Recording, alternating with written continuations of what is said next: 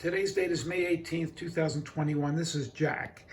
And Jack's history is he had a throat cancer removed in 2013, which was successful. Very. And for that, everyone's grateful. But since that time, you've had some very significant problems. And would you tell the viewers succinctly what some of those problems have been? The main problem is range of motion in my right arm and shoulder, that I cannot get it much above my shoulder level without assistance. There has not been any pain involved in the movement, even when I have additional help to move my arm up over my head. There's not any pain associated with that. When Dr. Rowan pushed my arm beyond the vertical point, there was some discomfort, but not significant. So what we were just doing was differentiating where the problem might be. This arose with the surgery. Right after the surgery, you lost function. The next morning when I got up to go to the bathroom at Stanford, my wife said, "What's wrong with your shoulder?" And I said, "Nothing." And then she said, "Well, it's drooping." And then I said, well, I acted like nothing was wrong, and I started to try to move my arm up, and my arm would not go up. I mean, I could not lift my right arm at all. Lift your left arm, let the viewers see as high as you can, higher. All right, let's see how you can do with the right arm. And that's significantly better than you could have done just a few minutes ago before I stretched your arm a little bit, correct? Maybe 8 or 10 inches higher. 8 or 10 inches higher. From me just stretching your arm. Right. Okay. No one has been able to help you with this, correct? Well, from the time that I could not lift my arm at all, I mean, I had no upward motion. I had stem cell applications in the tendons that were all torn in the shoulder by Dr. Wardwell, and those tendons are now healed up, and that has allowed me to be able to get the motion that I now have, which is right there as high as I can go. Got it. Okay. And your other doctors have no explanation for what happened to you? I had numerous meetings at Stanford with the orthopedics and so forth, and the end result was, well, Mr. Hopkins, the best thing we can do for you is do a shoulder replacement. And that was not, I won't tell you what I said to him directly to her face, but it wasn't very kind. But I said, no, it's not going to happen. You know, I'm almost shocked. I am shocked. To me, as dreadful as Orthodox medicine is, that with what I just did, this is me pulling you up now. They didn't even did they touch you? Did they see what your range of motion is? No.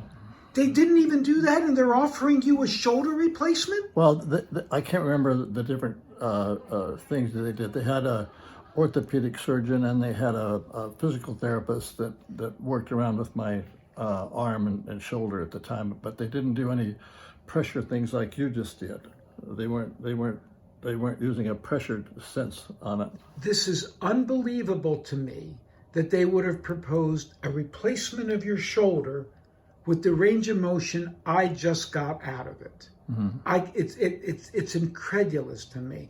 So well, the last time when that conversation took place, and I decided I can't deal with you anymore, my range of motion was down in here. So it got better after Dr. Wardwell did the up. After the tendons healed up, okay, then I developed a little more range of motion, such as this.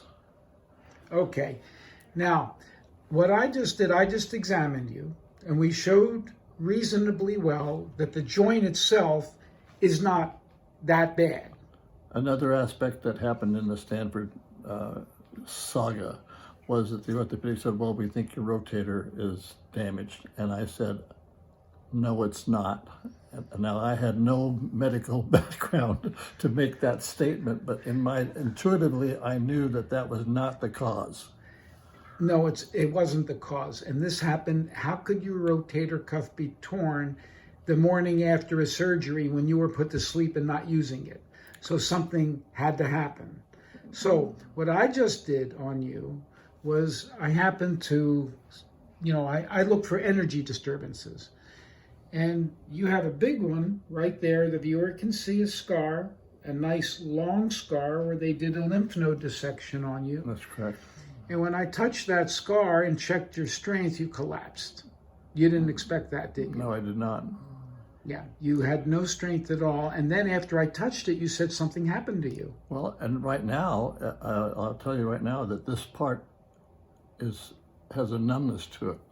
I mean, I feel numb on this side, not totally numb, but as a modicum of numbness coming down through here right now, which I did not have before you touched the scar.